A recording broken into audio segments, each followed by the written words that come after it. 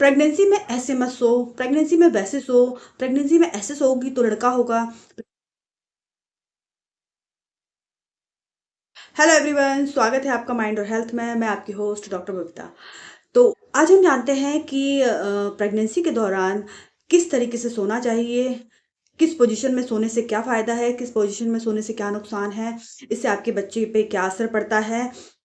तो जैसा कि हम जानते हैं प्रेगनेंसी के दौरान बहुत सारे लोग बहुत सारी सोने से रिलेटेड बातें करते हैं। हमारे पुराने लोग हैं, वो लोग भी विभिन्न प्रकार की बातें करते हैं कि अगर आप प्रेगनेंसी में लेफ़्ट साइड ज़्यादा सोएँगे तो आपके गर्भ में लड़का हो सकता है। अगर आप राइट साइड सोएँगे तो आपके गर्भ में लड़की हो सकती है। देखिए, मैं आपको एक बात स्पष्ट कर देती हूँ, ये कोई जेंडर प्रोटेक्शन का वीडियो नहीं है, ना मैं कोई मैसेज देना चाहती हूँ इस तरीके का। क्योंकि लड़का या लड़की होना सिर्फ़ और सिर्फ़ भगवान के ऊपर डिपेंड करता है। ये काम सिर्फ़ नेचर का है और नेचर को ही करने दीजिए। आपका काम है कि आप प्रेगनेंसी के लिए ट्राई करेंगे और आपके लिए एक स्वस्थ प्रेगनेंसी रहे, वो ज़्यादा अच्छा है। तो सबसे पहले हम जानते हैं कि प्रेगनेंसी में किस प्रकार सोना चाहिए। बहुत से लोग होते हैं जिनको कि सीधे स्ट्रेट सोने की आदत होती है और उनको स्ट्रेट सोने पे ही नींद आती है। कुछ महिलाएँ ऐसी होती हैं जिनको कि पेट के बल सोने की आदत होती है, उनको पेट के बल सोने पे ही नींद आती है, उसी से सैटिस्फैक्शन मिलता है।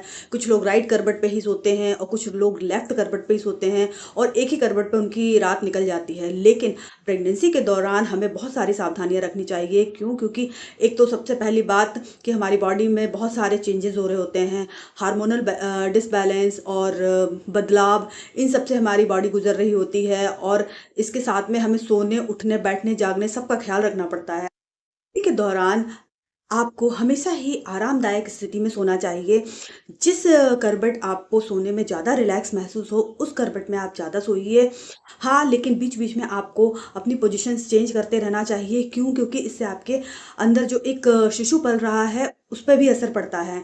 तो ज़्यादा से ज़्यादा लोगों को लेफ्ट या राइट करवट लेके सोना चाहिए। लेफ्ट और राइट करवट लेके सोने से क्या है कि आपके बच्चे में पर्याप्त ऑक्सीजन की सप्लाई होती है, उसके मूव करने में आसानी रहती है और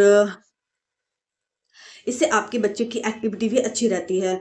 और सबसे बेस्ट पोजीशन तो वैसे सोने में लेफ्ट कंडीशन ही है, लेकिन किसी-किसी महिला को राइट कंडीशन में भी सोने में अच्छा लगता है, तो वो कोई इश्यू नहीं है क्योंकि एक करवट सोना पॉसिबल है ही नहीं है। और प्रेगनेंसी के दौरान तो जानते हैं आप, शरीर भी बढ़ जाता है और हमें बहुत सारी परेशानियाँ होती हैं, बहुत सारी दिक्कतों का सामना करना पड़ता है। तो उस दौरान हम ये कहें कि आप इसी करवट सोइए, ये पॉसिबल है ही नहीं है।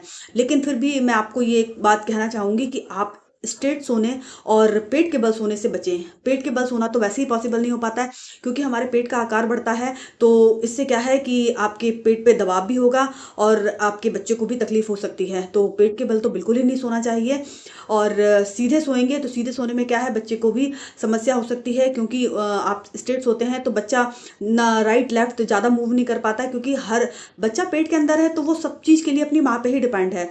तो सबसे आरामदायक कंडीशन होती है वो लेफ्ट साइड सोने पे होती है। उससे क्या है, उस बेबी को बहुत अच्छा फ़ील होता है और उसके लिए बहुत ही आरामदायक रहता है। इससे पर्याप्त ऑक्सीजन की सप्लाई भी रहती है बॉडी में और इससे आपको भी अच्छा फ़ील होगा।